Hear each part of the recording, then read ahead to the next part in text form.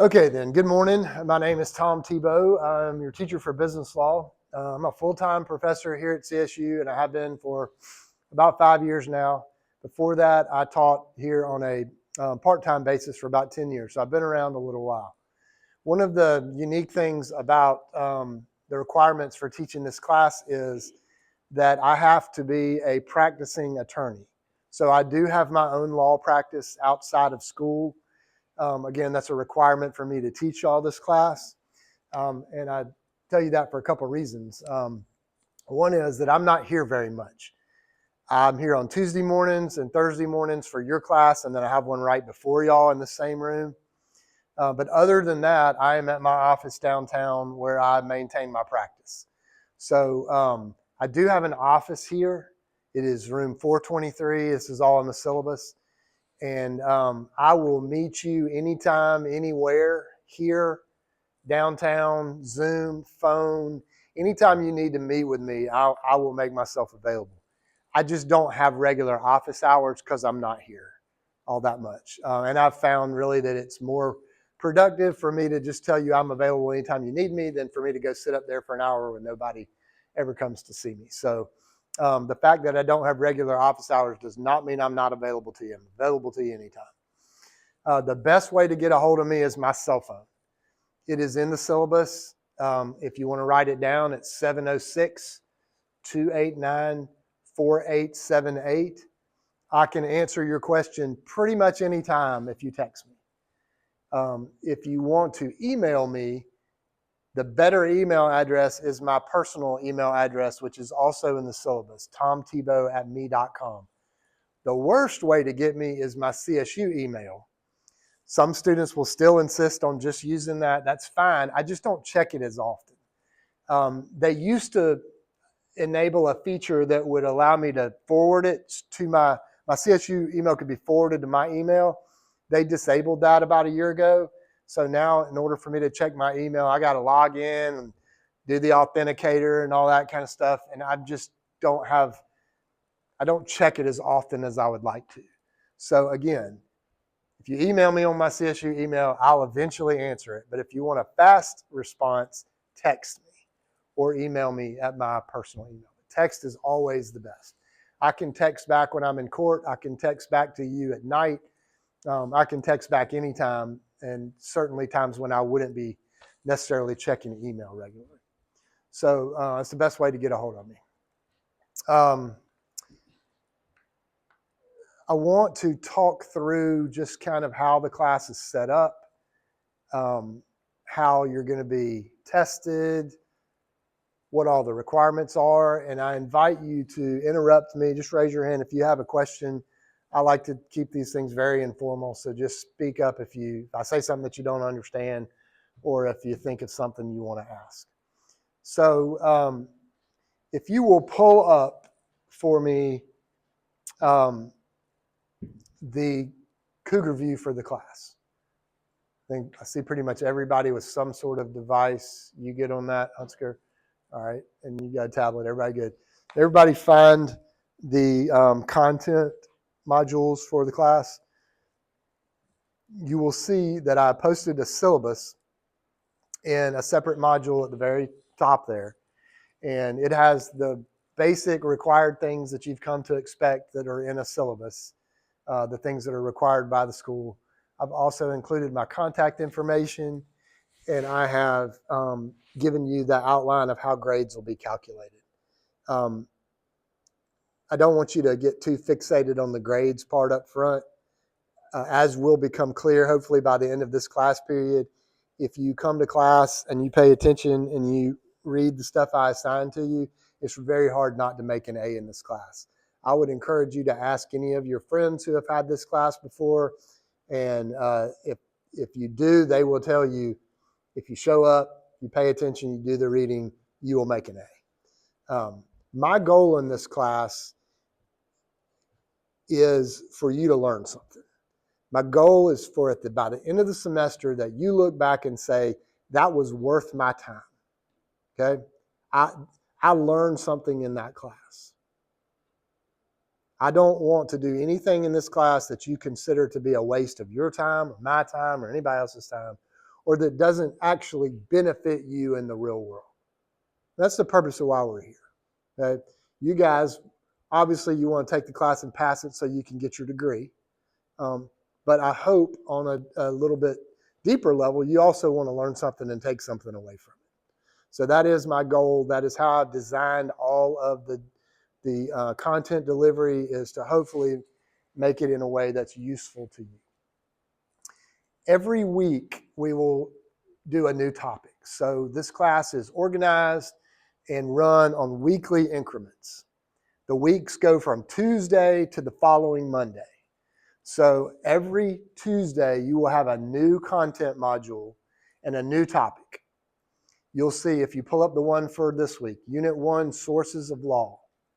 At the top of that content module, that lists out everything we're doing this week, everything that's expected of you, everything that's due, anything you need to know about this week, you will find in that content module.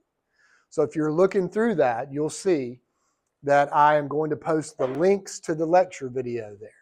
If you miss class, you can just click on that link. It's a YouTube video, and you'll be able to watch it. Or if there's something you don't understand and you want to go back, or if my lecture was just so good that you feel like you need an encore, you can access it there. I'm going to tell you in that description what the reading is for the week. So for this week, we're going to read a lecture outline, key terms, an essay on the rule of law, and a case, Brown versus Board of Education, that you all should already be somewhat familiar with. All right, that's the 4 things we're reading for this week. You will see that you have a quiz due this week. That is due next Monday night. Quizzes are always due on Monday nights. So I'll tell you that you should expect to have a quiz due in this class pretty much every Monday. There'll be some Mondays we don't, but pretty much every Monday you'll have a quiz. I'm going to talk a little bit more in detail about that in a second. And then if there's an assignment for this week, you would see it in there. We don't have any assignments this week. Anything I need you to know, you will find at the top of that content module. Every week we'll start a new module. Okay, so this week we're going to talk about sources of law. Next week we're going to do some career prep stuff. The third week we're going to talk about, say, criminal law. The fourth week we're going to talk about contract law, so on and so forth. Okay? I do not have scheduled for you any tests or midterms. We only do quizzes. That's for a couple reasons. One is I like to test you on something while it's fresh on your mind. Okay? We're going to talk about sources of law this week. I'm going to test you on that Monday, and then we're done with it. What we talk about the rest of the semester will build on some things that we learn. But what I don't want to do is have you get a third of the way through the semester and then have to go back and review 2 months worth of stuff and then have a test on it. Some classes that's necessary because you're constantly building on the same thing, right? This is not like that. We're going to, 1 week, we're going to talk about this topic in the law. The next week, we're going to move on to a different topic. The next week, we're going to move on to a different topic. So it doesn't necessarily build onto itself. So I would like to quiz you while it's fresh on your mind, while we do it, and then move on. You do have a final exam at the end of the semester that is cumulative. It is cumulative only because this is a 3,000 level course and it's required to be cumulative.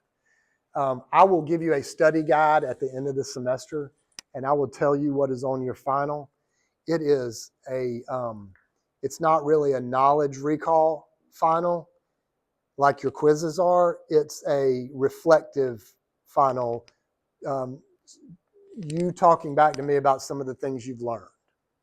And I'll give you the questions. It's going to be things like, what is one of the most important legal principles that you learned? What's something you learned during the semester that changed the way you think about the law? It's all you telling back to me some of the things that you learned and took away. So it's not going to be a recall where you got to go back and memorize definitions again. Okay?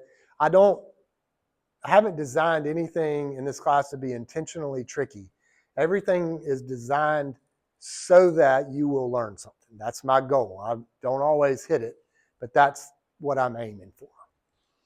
All right, so weekly increments, quizzes pretty much every Monday, no other tests throughout the semester.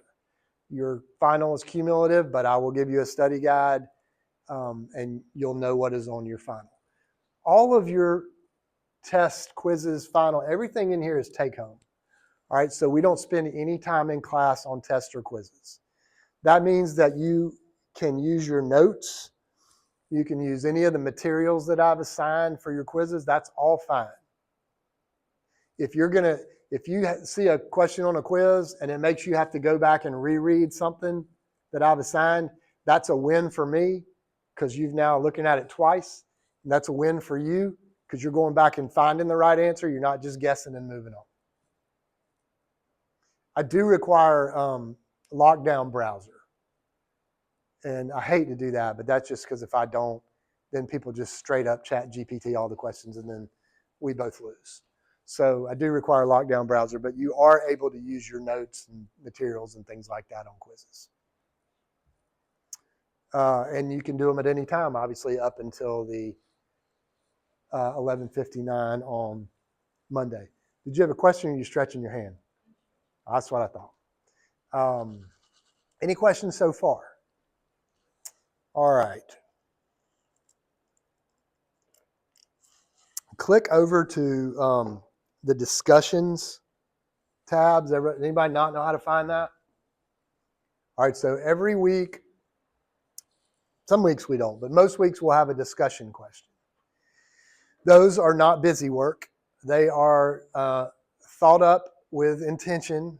The discussion questions are meant to complement things that we talk about in class, to cause you to dig a little deeper in some areas. They are mostly reflection questions. I might give you a short paragraph to read, or I might give you a scenario, and then the question would be, how do you react to that? What is your analysis of that? What is your opinion? How would you handle that? Okay. I read everything that you write. That's another rule I have. I'm not going to assign to you anything that I'm not going to read. I'm not wasting your time. Okay. So if I'm giving it to you, that means I got to read it. So I ain't wasting my time either. At the end of the semester, I will check and make sure that everybody answered all the discussion questions. If you did that, you'll get 100 for discussions. So I'm not, Caleb, I'm not going back and saying, I don't like what you wrote. I don't agree with what you wrote. I'm just making sure that you answered it and that you put your own thought into it. Now, if I go back and read it and I'm like, well, that was just something he pasted in from chat, okay, then I'm not going to give that credit. But I'm not going to argue with your own opinion and your own analysis. Does that make sense? All right, we're wasting everybody's. If I give you something that you can paste in chat and that you paste in, that's a loss for me because now I'm having to read that crap, and that's a loss for you because you didn't learn anything. Now, this is a good place for me to say, AI is super important. It's become part of our everyday lives for a good reason. I'm not against it. I use it in my law practice. I use it in my everyday life. You all do too. But it should not substitute for your own thoughts, for your own analysis. AI should never tell you how you feel about something. It should never make an opinion for you. If the question wants to know how you think or analyze something, that's not something for artificial intelligence to do. We'll probably do an assignment later in the semester where we encounter a problem and we use AI to help us figure out what to do from a legal standpoint. I think it's very useful in that regard. I have found the best use for it is, hey, here's my situation.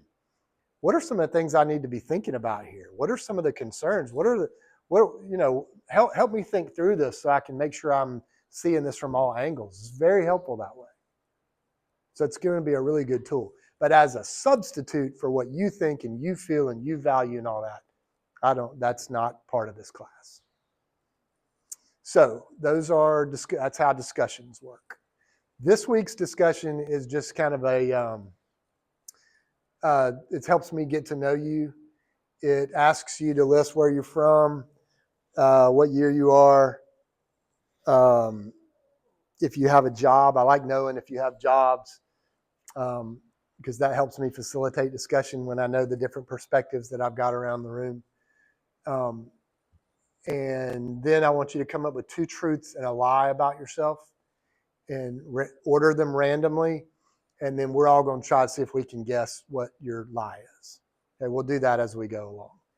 One of the reasons I'm doing that is this class is intentionally set up to be interactive. I'm going to know your name by next week.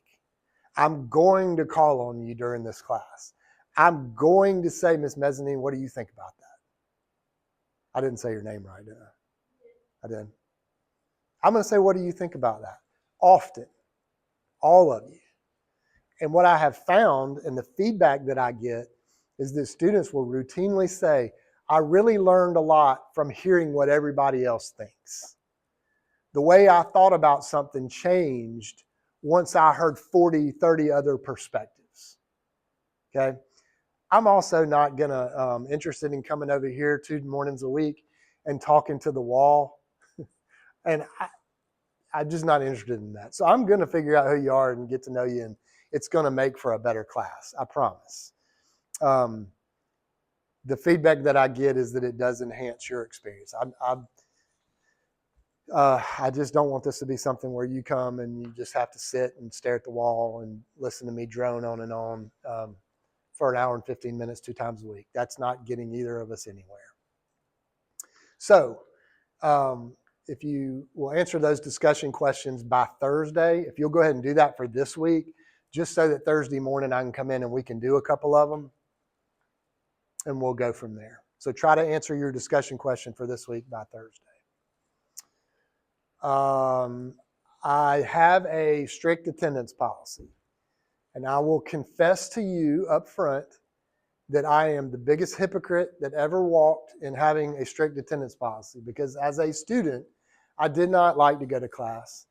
I did not attend class like I should have, and I resented any teacher who told me I had to be in class. I felt like that was up to me, right? But now that I'm on this side, I'm not going to come over here and lecture to empty classrooms. So if I'm coming over here and putting the effort into teaching it, I expect you guys to be here and put in the effort to interact with me and come to class. Also, and perhaps more importantly, it is statistically proven in my class and in all classes that if you come to class and pay attention, you will make a better grade. Just the way it is. And so I want you guys to make a good grade and do well in this class, and that is the best way for us to achieve that.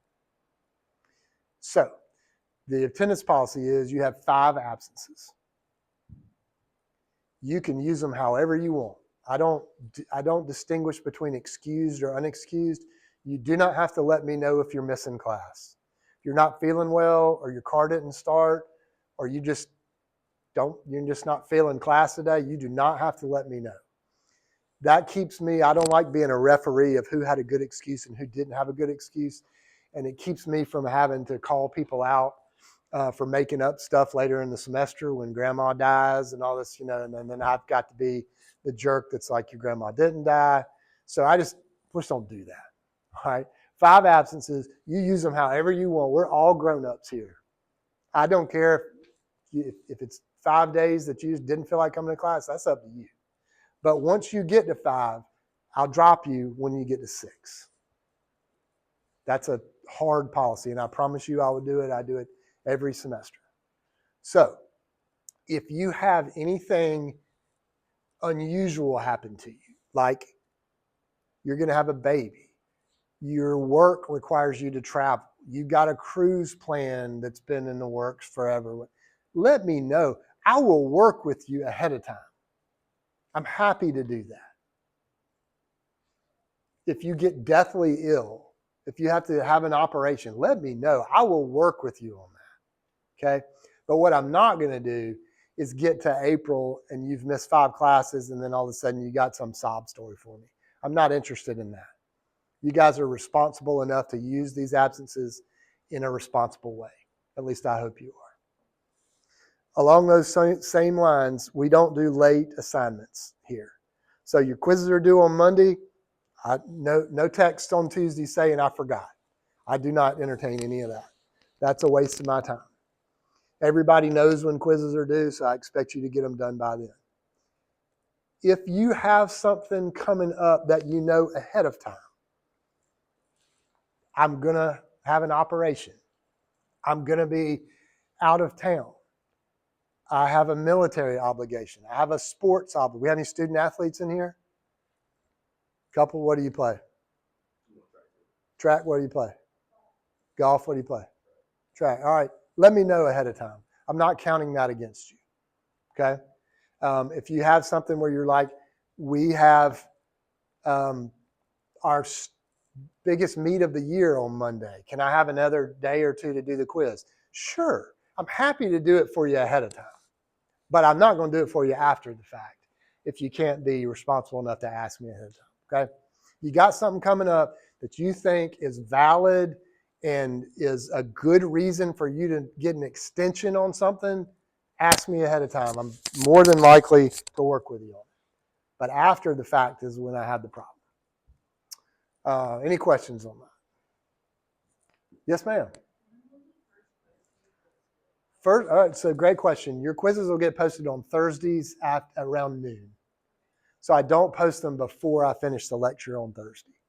Most weeks, this week may be a little different, but most weeks I will lecture from the lecture outline on Tuesday, and then on Thursday will be more discussion oriented. I'll have a case I've assigned you to read, or there are things I've assigned you to read that involve discussion. So Tuesdays are more lecture driven, Thursdays are more discussion driven, and then when I get out of here at 12:15 on Thursday, I usually make the quiz go live, and then you have from noon on Thursday until the next Monday night to do it whenever you want. So good question. I appreciate you asking that. And like I said, if that doesn't work for somebody, just let me know ahead of time, and I'll be happy to accommodate you. Okay, off topic for a second, but important, is that a couple of years ago, the leadership, the dean and leadership, suggested to me, basically told me, that they wanted to do some career prep stuff for all the business school students, and they wanted it to be required, and they wanted that to be delivered as part of my curriculum, which is not related to business law. So I was resentful of that at first because I didn't want to take away from time that I needed to teach y'all other stuff. But I've come around because the feedback that I've gotten from students is that it's super, super helpful. So next week, we're going to call time out from business law. Next week will only be career prep lectures. You do still have to come. It's very important. I will have people from the Career Center coming to talk to y'all. And there will be an assignment that starts next week that lasts the whole semester long. So the reason we're doing it up front is so you'll have plenty of time to get it done. Okay, here's what it's going to involve. You're going to need to get your resume updated, and you need to go and have it reviewed by the Career Center peer counselors or their staff.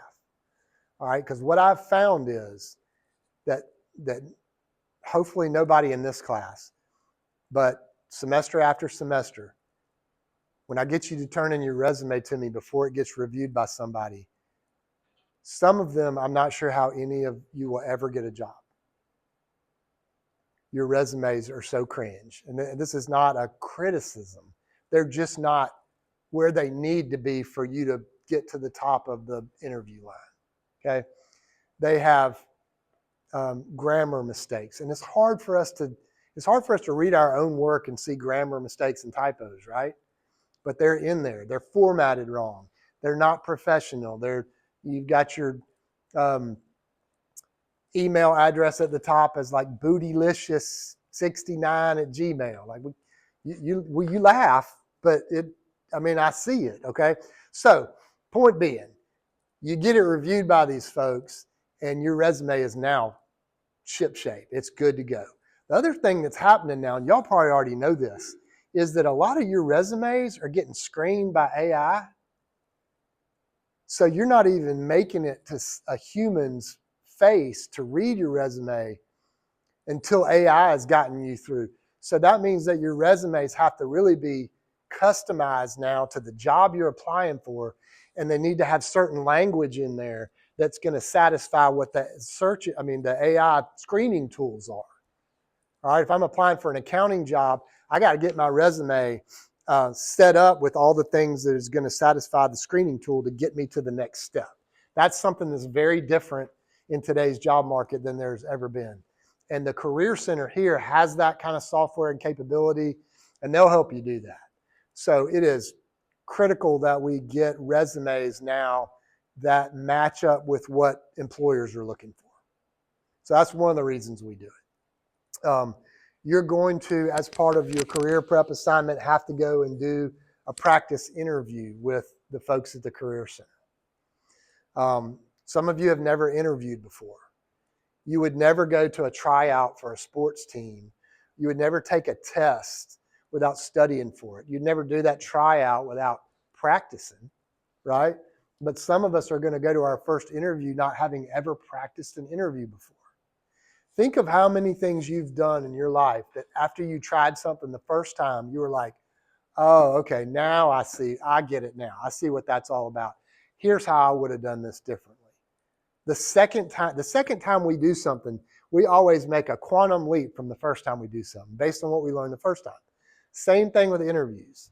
The second, third, fourth times you do it are going to be so much better than the first time. So, as uncomfortable as it might make some of you feel, having to do practice interviews, they're not fun. I know they're not fun, but they're important. The feedback that I've gotten from students, and this is why I've really come around to embracing this part of the class, is that they say that was really, really worth it. That was worth my time. If I didn't get anything else from your class, at least I came away from this with a resume that I know is professional and I've practiced an interview. All right, so next week, they'll come and talk about that. The Career Center, I don't know if any of you have any experience with it. It underwent an overhaul last year, and it is fantastic. Compared to what it was, it's light years ahead of anything we ever had. So I recommend it. I do not reluctantly give you this assignment or ask you to do it. I'm excited about y'all having to go through this part of the curriculum. So they'll talk about it next week. I'll give you that assignment next week, and then you'll have the whole semester to get it done. It's important that, so I have 100 students total. It's important that I don't get 100 students trying to get mock interviews the very last week of the semester with the Career Center. They can't accommodate that. So it needs to be spread out, and you all have, typically your other classes build in effort and stress and things that are due. You have projects that are due by the end of the semester. You've got finals you're studying for. This class is not like that. Mine's supposed to be level. This is same expectation, same effort, same all that as we go. But your other classes are kind of building in that way. I want you to go ahead and get this career stuff out of the way so that it's not part of your end of the semester stress. So that's another reason we're getting into it a little bit early. Any questions about anything so far? All right, let me see what I've left out.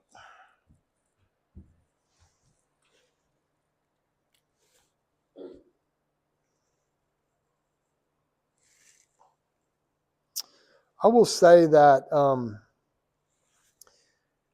there's not a place in the grading scheme that you see in the syllabus for participation. There's not a participation grade, so to speak. But like it or not, you're going to end up participating in this class. But the more engaged you are and the more I can see that you are paying attention and interacting and putting forth effort, I am much more likely to bump people's grades up at the end of the semester if I look at it and I'm like, well, Ian has an 88, but he came to class every day and sat right in front of me and looked me in the eye and listened, and I could tell that he was present. He asked good questions. I've no problem bumping him up to an A, right? If Ian's at a 78 and I'm like, Ian did nothing but listen to his headphones and scroll, he never made eye, he was not paying attention at all, I ain't bumping his grade up. So it doesn't matter. I mean, I think I can't speak for other professors, but I do know that when I look at grades and I'm like, that person, I know and I can feel and tell that person put forth effort in this class, I'm bumping that grade up every time. So it does matter. It does matter. Oh gosh, what else was I going to say? I'm trying to make sure I cover everything. If you ask,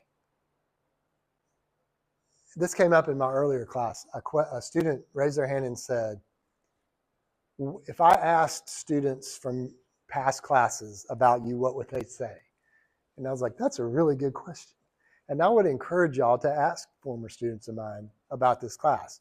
What I think they will tell you is that if you read, if you come to class and pay attention, take notes, if you actively participate, you will do really well and you'll learn something, right? That's our goal, is to get you the grade you want, but also that you learn something. So I encourage you to ask those things, but I think that that's what you will find. I know one thing I didn't mention. There is no textbook in this class. All right, no textbook. That is because nobody wants to read a textbook. And I've made peace with that. That's fine with me. I don't want to waste your time. Okay? But the trade-off to that is I do expect you to read what I've assigned. It's a lot less than if we had a textbook. I'm not giving you anything to read that I don't think is important. So I've kind of taken what's in a textbook and condensed it down into an outline and some key terms that I want you to pay attention to. So if I'm assigning it to be read, it's important and it'll be on your quiz. You will see some stuff in your reading that is on the quiz that is, I don't know how to describe it the right way, kind of Easter egg, maybe is the best way to put it. You might be reading your outline for this week, and it might say in there that the color of the week is green. Okay? On your quiz, it's going to ask you what the color of the week is. That's to make sure that you're reading what I've assigned. It's not going to be anything you don't remember. It's not hidden. I don't want anything to be tricky, but I also want my online students to watch these videos. And in order to make sure they do that, I gotta hide some stuff here and there that the only way they would know it is if they were in class and watched. So if you miss class, you do need to watch the video because I might have said something that is going to be on the exam or the quiz. There might be questions about stuff that we talked about in class, but that isn't in the outline. So make sure that you pay attention to everything I say and that you make sure that you look at the videos if you miss class. All right, anybody have any questions at all? Ms. Pyatt, I know you got a question. Yeah. I knew it. No. Oh, you don't? Shoot, okay. Yes, ma'am. A good question. When will the final exam be? So I like to give you like a 9 or 10 day window to do your final exam whenever you want. So like when exams open, it'll be till when exams open to almost when they close. And it's a take home, obviously, and do at your own pace. We will not be in this classroom at a set time. That's a great question. What else? Jowers, you got a question? Not one question. You have an announcement? Observation? You excited? I like to hear that. What about a complaint? You have any ma'am? You didn't? Well, okay. Well, do you have any complaints? Do you have any exciting news to share? It is cold outside, but it is not cold in this classroom, which is different than last winter. So I guess we're thankful for whatever we're thankful for. Anybody else have anything to add? All right, I know I haven't covered quite everything yet, so let me look back at my notes.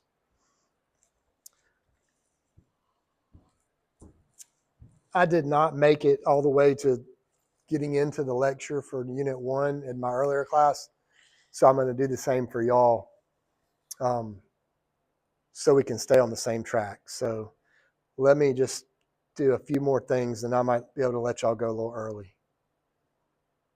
Going back over my checklist.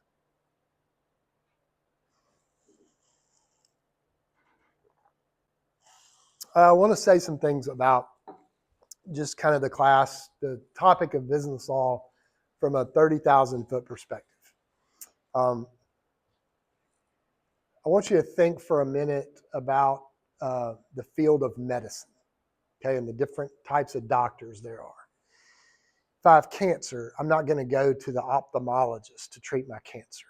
I'm not going to go to the podiatrist. Same thing with the law. There are a bunch of different specialties within the law, and most lawyers specialize. Like most doctors specialize. We all have our family practitioner that we go to as a starting point. But if that family practitioner identifies some specific problem, we get referred to a specialist, right? So same thing with the law. If I get arrested for murder, I'm not going to go to a tax lawyer to represent me in court on my criminal charges, right? If I get fired by CSU and I think that was illegal, I'm not going to go to the criminal lawyer. I'm not going to go to a tax lawyer. I'm going to go to an employment lawyer, somebody who specializes in suing people on behalf of employees. If I'm injured in an accident, right? We see those commercials on TV every day. I'm injured in an accident and I need to get recovery from somebody's insurance company. I'm going to get paid for what happened to me. I'm going to go to a lawyer who specializes in suing people who've been injured. One call, that's all, maybe. But I'm not going to go to some of these other things. So to relate that back to the law, the goal of this class is not necessarily to teach you what the law is. And you're not going to walk out of here and have the law memorized. The goal of the class is to introduce you to all these different areas that impact business. And for you to be able at the end of the semester to spot issues and say, oh, I think this is a contract law issue. I might need to look into this a little more. I remember that there's a problem. I've made an agreement with this person. I've entered into a contract with this person, but we didn't write it down. I remember that there's certain rules about sometimes a contract has to be in writing, sometimes it doesn't. I need to go back and look and make sure that this is one of the ones that needs to be in writing or not, right? Issue spotting and critical thinking, that's our goal. Not memorizing the law. We don't memorize the law for a couple reasons. One is that lawyers don't memorize the law, okay? I've been practicing adoption law for 15 years now. I don't have the adoption laws memorized. I know where they are. I go back and refer to them all the time. There's some basic stuff that I do have memorized. But some of the more complicated stuff, I go back and reread it again. Make sure that what I'm doing is right or my memory is right on it. Okay? So lawyers don't have it memorized. There's no reason that business law students should have the law memorized either. Another reason we don't memorize the law is that it changes all the time. We could waste our time memorizing something in here and then have Congress pass a new law or the Supreme Court put out a decision that changes the law significantly. I'd rather you know the issues, the overarching principles of the law in each area than what each specific law is. How do we think through these problems, not what is the exact letter of the law that applies to this? Another reason we don't memorize the law is that law changes from jurisdiction to jurisdiction, right? We're going to talk about this on Thursday, but we've got laws that the United States makes on a federal level that Congress passes that apply to everybody. And then we have 50 separate states that make their own laws in addition to that. So if I am entering into a contract in Georgia, the laws of Georgia are not going to be exactly the same as the laws of Alabama, the laws of Alaska, the laws of South Carolina. I can't memorize the contract law of 50 different states. Nobody can do that. Okay? I can see Alabama from my office downtown. It would be silly for us as a community and a school that is located literally on the state line to focus only on Georgia law. That wouldn't benefit you.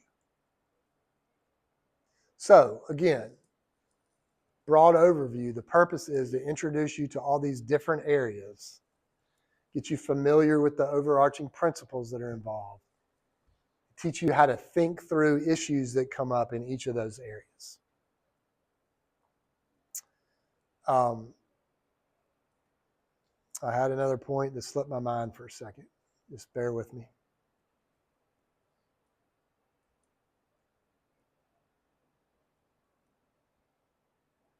I forgot what I was going to say. So, I know what it was. We're going to spend like a week on criminal law. We're going to spend a week on contract law. We're going to spend a week on employment law. These are things that law students in law school would spend a year on, right? I'm not trying to teach you to be a lawyer. I'm not teaching you the law. This is just business law. What areas of the law am I going to encounter in my everyday work life? How do they apply to what I'm doing? What are some of the mistakes I want to make sure I don't make? And how do I go about making good decisions based on what I know? That's the goal of the class. And that's how everything is set up. All right, I want to know real quick a couple things. One is, does anybody, who all in here is employed? Or let me do it a different way. I'm going to also see if I can test myself on your names real quick. Oh, yeah. That was the wrong one. I can't sign in again because my phone is dumb. So we'll do it this way. Tell me your name again. Corbin. Where do you work? Okay. You ever worked before? Where? Okay.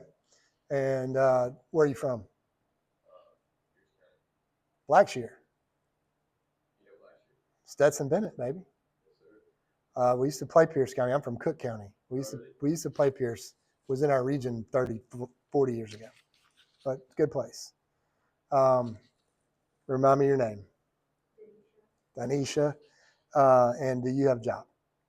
The reason I'm asking is I like knowing where you work because I might have a question for Corbin that's like, hey, when you did that HVAC stuff, how'd y'all handle this? You ever worked before? Yes. What was your job? I did some over the summer stuff for Kia. Who's that? Oh, Kia. I'm sorry. I thought you said different initials. At their plant? Did you like that? Yeah. Okay. You're not pursuing a career at Kia? So no. All right, Ian. Chick-fil-A. All right. Which one? Okay. I have a ton of students that work at Chick-fil-A. You probably know some of them. And I love knowing that because I ask a lot of Chick-fil-A questions. A lot of the stuff that we talk about is directly relevant to stuff y'all do. So what's your position there? You like it? How long have you been there? This location since August, but I've worked for Chick-fil-A for over a year. Okay. What are you running? What's your event and track? Hurdles. What was yours, Corbin? Pole vault. Awesome. Have any of y'all ever met anybody that did pole vault before? Now you have. All right, Caleb. Where do you work? I don't work right now. Where have you worked? Chick-fil-A. All right. Did you like that? Kind of. It was all right. Okay. Fair enough. Which one? The one on Bradley Park. Okay. The old one and the new one. Old one and the new one. Okay. So you've worked there recently then. Okay. Hold on. Shima. Yes, sir. You work anywhere? Unemployed. Have you worked anywhere before?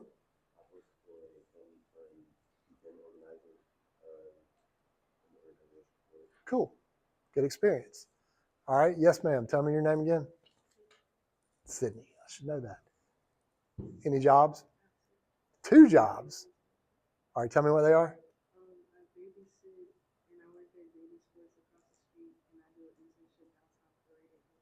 Dang.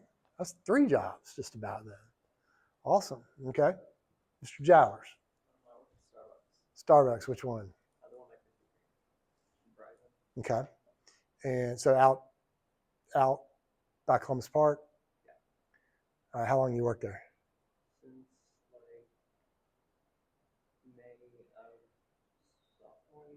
Okay. You like it?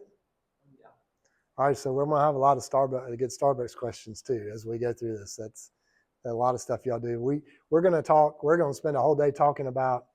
Um, y'all remember the case where the lady got $3 million for spilling the coffee in her lap? We talk a lot about that. All right, Alicia. And where at? Okay. Is it local? Gotcha. Okay. And therefore, how long you work for them? You like it? All right. Pyatt. Miss Pyatt. All right.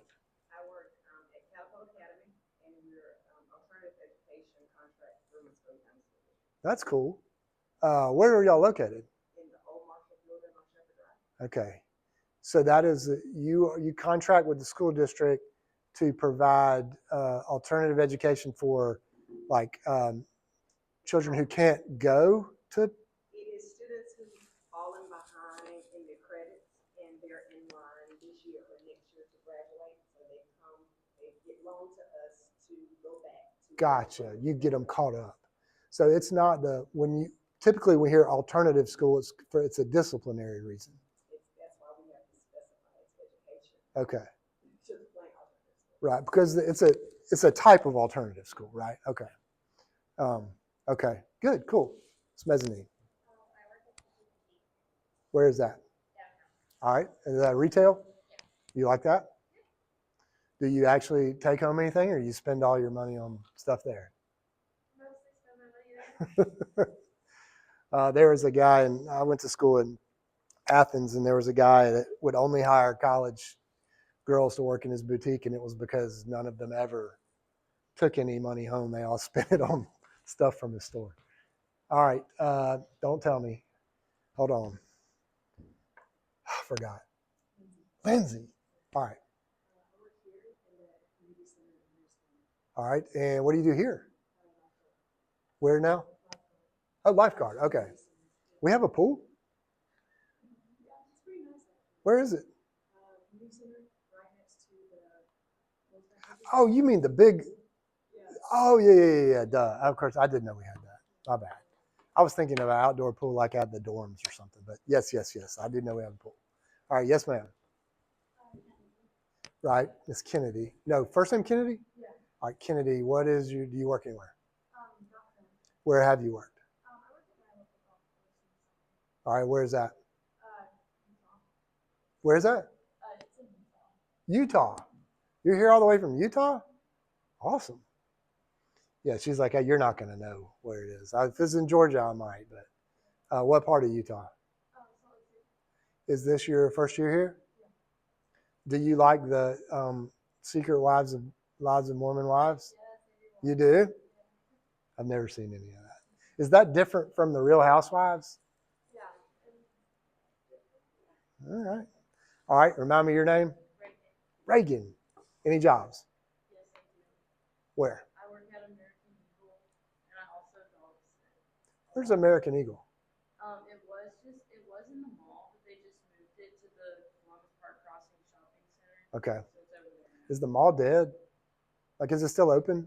Like it's open, but nothing happening there? Not for me, no. Do you spend your paychecks at American Eagle? Yeah. Good bit. It'd be hard not to, right? Okay, Griffin. No jobs right now?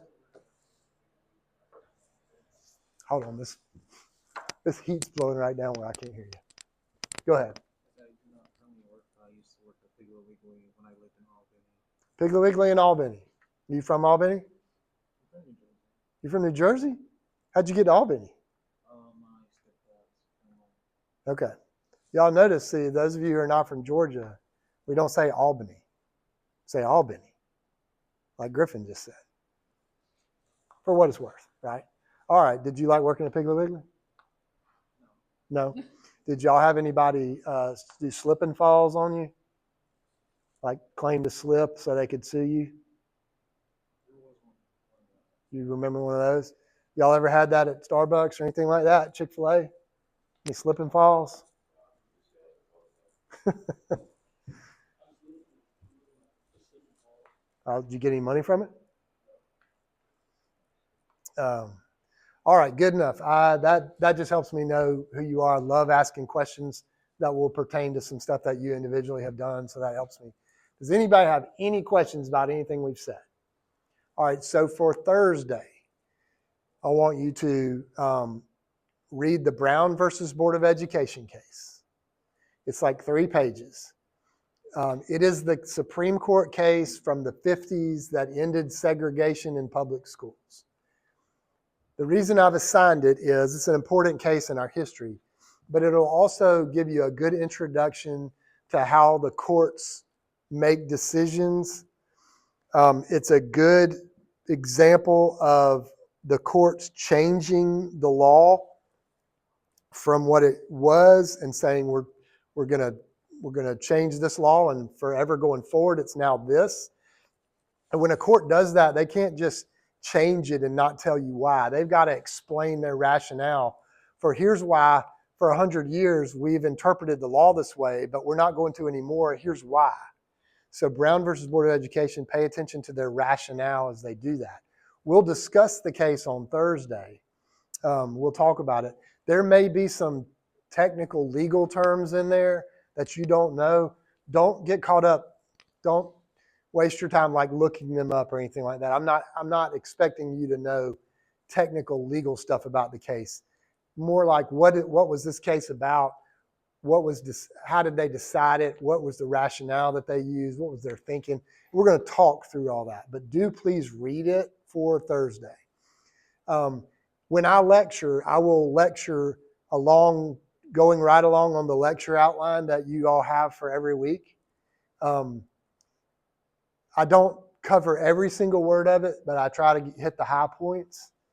I've given you the outline so you can follow along, so that you'll have some context for what I'm saying, so that you'll be able to review easier, so that you don't have to write down everything I say. It makes your note-taking easier if you've got a lot of it already in front of you.